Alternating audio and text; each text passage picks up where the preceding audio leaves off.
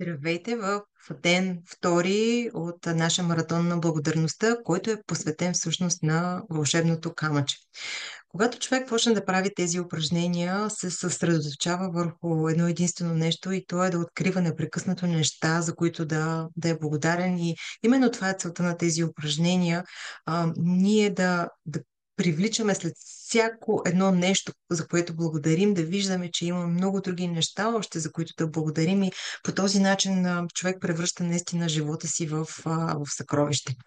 В книгата и в филма Тайната има една много интересна история, в която се разказва как един баща, чието детенце е било доста болно, е използвал вълшебното камъче именно за да излекува детето си. В смисъл, той е държал вълшебното камъче и е благодарил за здравето на детето си и в крайна сметка става някакво чудо и детенцето наистина оздравява.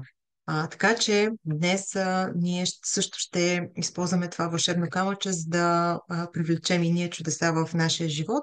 За целта ще ви е нужно някакво камъче. Добре е да е с размери, които да са ви удобни, да може да си го държите в ръка, да е с облени върхове, да няма остри ръбове, да няма вероятност да се нараните. Къде може да го намерите? Ако имате двор, градина, може да потърсите там, може да е в парка. Ако имате някакъв скъпоценен камък в къщи, може да използвате него. Няма никакво значение. Важно е да е с компактни размери и да си сложите това камъче близо до леглото, може да е на нощно шкафче, ако имате такова, да е някъде, където ще го виждате всяка вечер, нали, да ви е на разположение.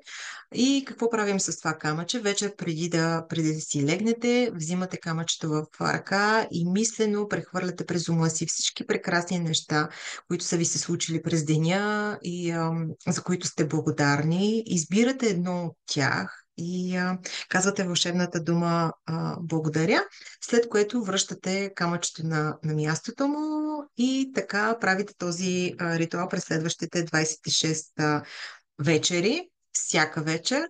Мислено си изброявате всички неща, за които сте благодарни през деня и избирате най-хубавото от тях. И може на пръв поглед да ви се стори, че това упражнение е много обикновено, но вие сами ще видите, че пред очите ви ще започнат да се случват чудеса. И най-хубавото всъщност на целият този процес е, че когато се опитвате да намерите кое е най-хубавото нещо, което ви се е случило и за което да сте благодарни, вие всъщност прехвърляте през ума си много други неща, които са ви се случили и за които да сте благодарни и така се получава една вълна непрекъснато от благодарност и в крайна сметка вие заспивате с сърце, което е благодарно и на сутринта ще се събуждате с благодарност и нали, цялото това упражнение всъщност има за цел точно това. Да лягаме с сърце пълно с благодарност и да се събуждаме благодарни, защото именно в това се състои цялата магия, която ще промени живота ви още по време на маратона, но и след като приключи маратона. Така че пожелавам ви много, много хубави неща да ви се случват днес, за които да сте благодарни.